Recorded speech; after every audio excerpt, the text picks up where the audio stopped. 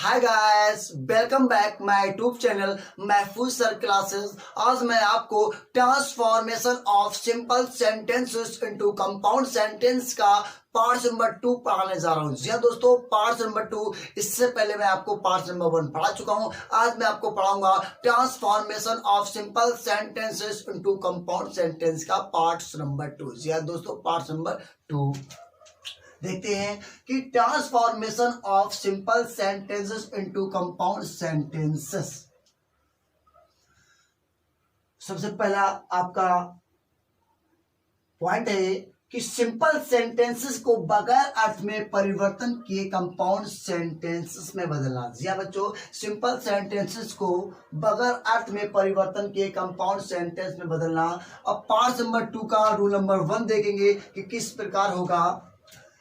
यदि simple sentence का वाक्य इंस्पिट ऑफ से प्रारंभ हो तो। जी हाँ बच्चों, यदि सिंपल सेंटेंस का, यदि कोई सिंपल सेंटेंस है, यदि उसका वाक्य इंस्पिट ऑफ से प्रारंभ हो तो, किससे हो? इंस्पिट ऑफ से। ध्यान से देखना बच्चों, इंस्पिट ऑफ से प्रारंभ हो तो कंपाउंड सेंटेंस में बदलते समय बट या येट का प्रयोग करते हैं। जी हाँ बच्चों, यदि आपका सिंपल सेंटेंस वाक्य जो है इंस्पिट ऑफ से प्रारंभ हो, यानी कि शुरू हो, जब कंपाउंड सेंटेंस में बनाएंगे तो उसमें हम वट या येट का प्रयोग करते हैं। जी हाँ दोस्तों, वट या येट का प्रयोग करते हैं। और आप जानते हैं कि बट का मतलब होता है लेकिन। जी हाँ बच्चों, लेकिन, और येट का मतलब होता है फिर भी। जी हाँ दोस्तों, फिर भी। तो ये हो गया। अब देखते हैं, एग्जाम्पल की सहायता से समझते हैं ये सेंटेंस किस प्रकार होंगे।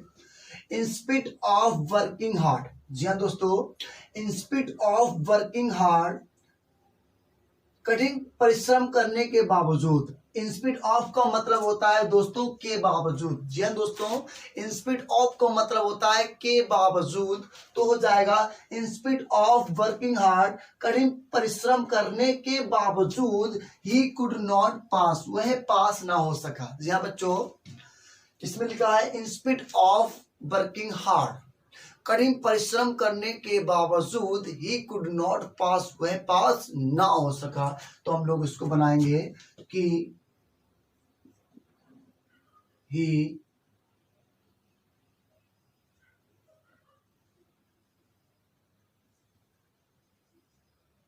वर्कड हार्ड, उसने कठिन परिश्रम किया।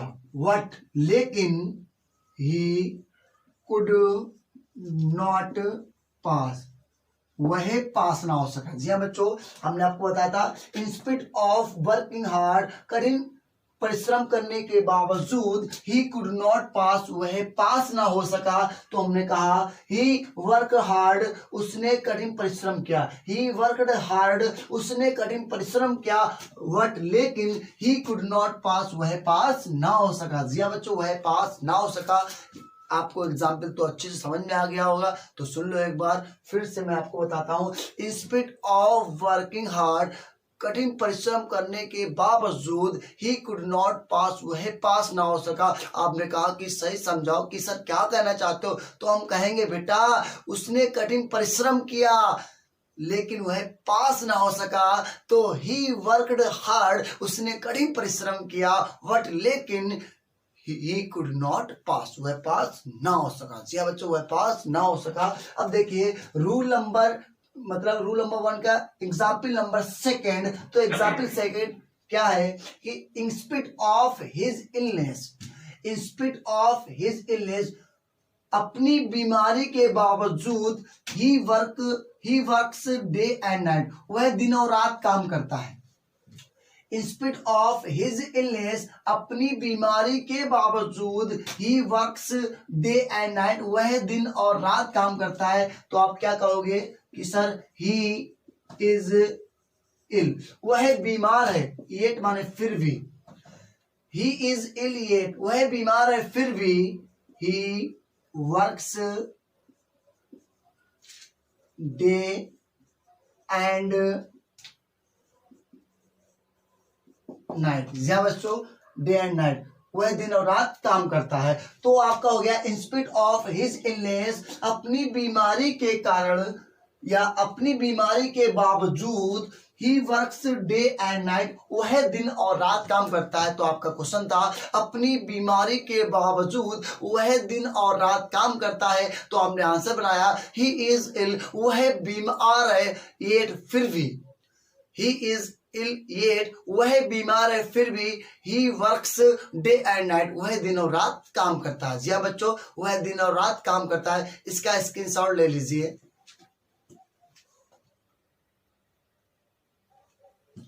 ये था आपके सामने पार्ट नंबर 2 का रूल नंबर 1। आई होप, मैं उम्मीद करता हूं ये आपको वीडियो पसंद आया होगा, ये एग्जाम्पल पसंद आया होगा, रूल नंबर 1 पसंद आया होगा। जी हाँ दोस्तों, अब चलते हैं रूल नंबर 2 पर।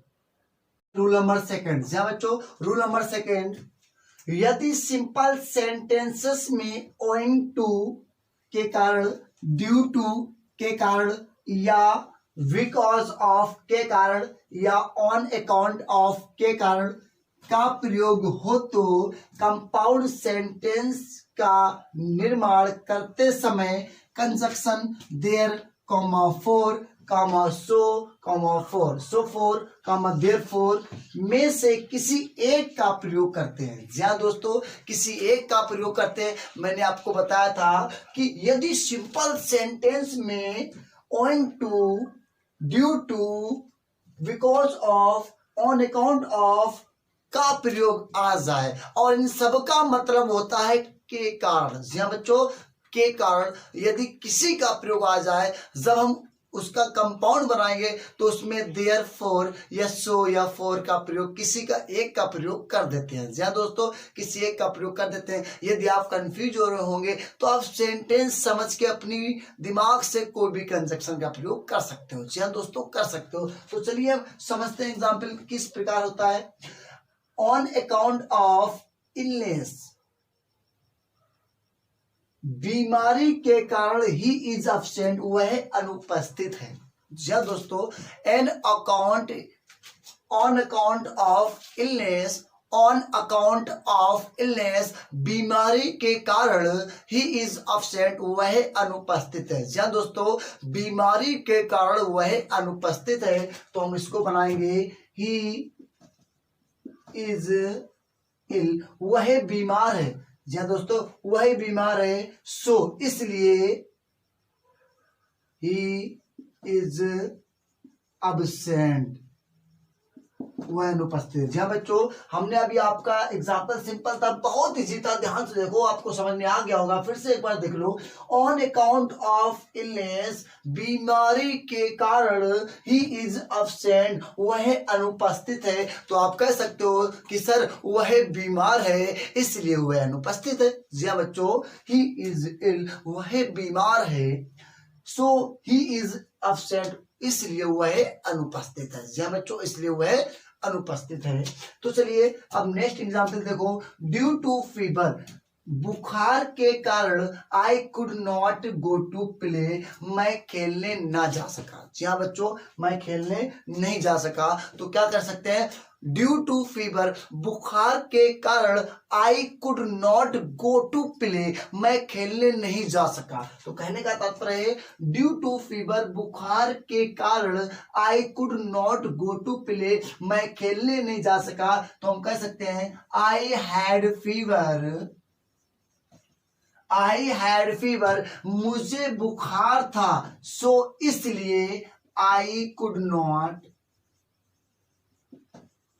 गो टू प्ले। जी हाँ दोस्तों, I could not go to play. तो हम कह सकते हैं आई हैड फीवर, मुझे बुखार था। So I could not go to play, इसीलिए मैं खेलने नहीं जा सका। जी हाँ दोस्तों, बुखार के कारण मैं खेलने नहीं जा सका। इसका आंसर हो गया आई हैड फीवर, मुझे बुखार था। सो इसलिए I could not go to play, मैं खेलने नहीं जा सका। जी हाँ बच्चों, ये वीडियो आपका कंप्लीट हो गया है। पहले तो आप इसका स्क्रीनशॉट ले लीजिए।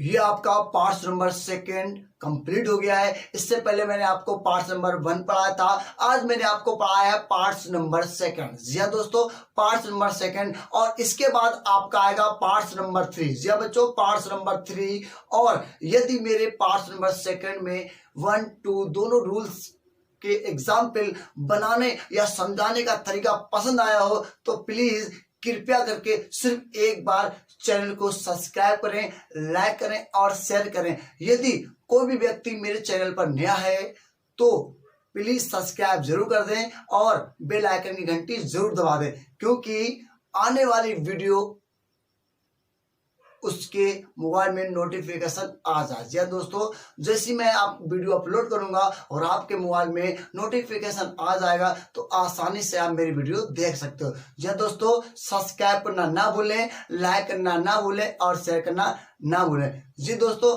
अब मिलते हैं पार्ट नंबर 3 में।